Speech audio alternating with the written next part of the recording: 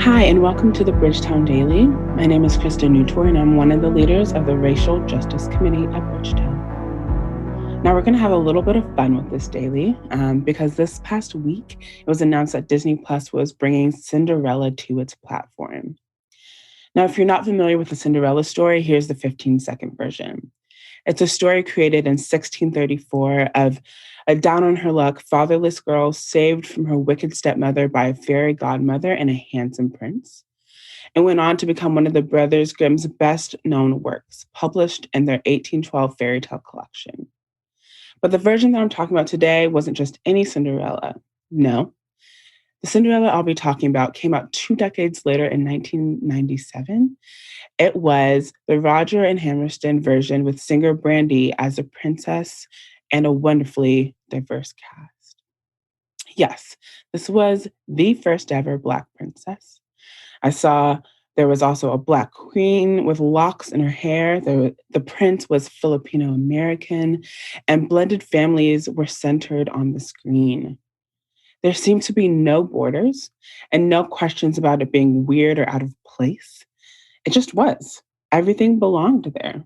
For me, that moved it from being just a diverse cast to a more inclusive space. And as a child watching this, I soaked it all in. I finally saw myself in a princess for the first time ever. Ever. And I would not shut up about it. And I wasn't like loud about it, but I soaked it in quieter ways. I would braid my hair just like the Cinderella that I saw on screen. And I would look out the window waiting for my fairy godmother who ideally looked like Whitney Houston, like on the movie, to come tell me that everything and anything was possible. I can remember so vividly recreating the scenes 1,000 times in my own little corner of my room, prancing around, singing softly, and looking longingly out the window at God knows what. This was a moment of Black history for me. And if you saw the response on social media when the news of the film's re-release was announced a couple weeks ago or last week, you would probably see that it was a big deal for a whole lot of other people as well. In fact, when it was released in 1997, it reached a whopping 23 million households, which is an estimated 60 million viewers in just one night. I feel like that should tell you something, that this wonderfully diverse and inclusive setting attracted so many people. You might be wondering, okay, we get it. Why is this girl going on and on about a movie that came out 2 decades ago? Well, one, representation matters. It does. It really just does. Two, it can be easy to write this off like, oh, it's just a role in a film. It's just one casting change that was made. But our society knows now more than ever that how much entertainment and what we can see can shape us. So yes, this was and is a big deal. Three, I want to highlight that Black history is not limited to just the inventors and people who said quotable things. While that's all great, and we should learn about those things, we should really study and learn about them.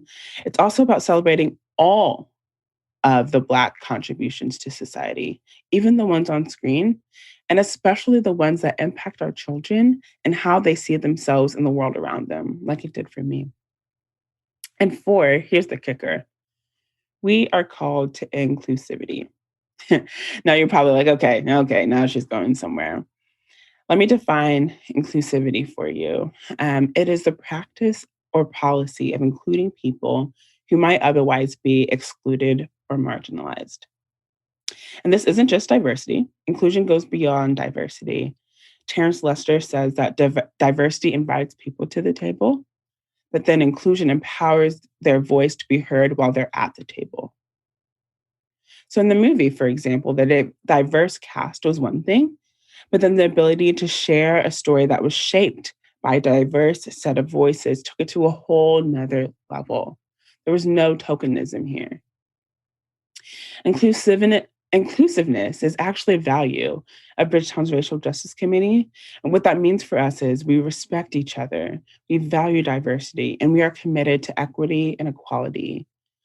We are on this journey as brothers and sisters in Christ because of the love that we have for each other and for God. So if I were to put this all together, I would say that inclusion is including people who might otherwise be excluded or marginalized because of our love for God and our love for people. Let me say that again. Inclusion is including a people who might otherwise be excluded or marginalized. And we do this because of our love for God and our love for people. So I want you to close your eyes for a second. Unless if you're driving, please don't do that. Um, but I want you to imagine what on earth as it is in heaven looks like for you. And I want you to even take it a step further and imagine who that looks like. Did you picture a mirror image of yourself walking around on the streets of gold? Or was it a wonderfully diverse and fully inclusive situation full of beings who would otherwise be excluded or marginalized here on earth? Friends, what we see often influences and even limits what we do. And if we are not envisioning a kingdom that is diverse and inclusive, then there's a chance that we are not embracing kingdom work that is diverse and inclusive. If this strikes you in any way, I would invite you to pause and dig deeper into that. Maybe even ask yourself and even partner with God on this and how you can bring kingdom down to earth in every way that you can, including in the area of inclusion. So, friends, when we talk about Black History Month, I want us to remember this. I want us to remember Cinderella. As funny as that may sound, because inclusivity can have long lasting effects in the kingdom and on earth, in a fictional world or in our real world.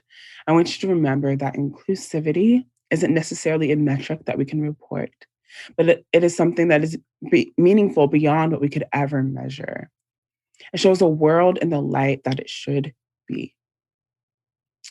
For me, that meant when I was watching Cinderella as a young Black girl, that I saw beauty defined in a way that looked like me, that showed me that impossible things are happening every day, and that without question, I can be a part of the change. It showed me an image of a leader, the kind of leader that I could be, maybe not of a kingdom like a princess would be, but certainly in the kingdom and in our world. Now, I don't want to over spiritualize a fairy tale or belabor a point, but church, we don't need magic or a bibbity boppity boo to know this. We already know that nothing is impossible with God.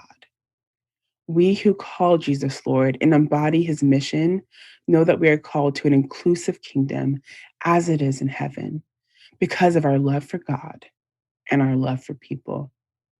So let us march on this journey together.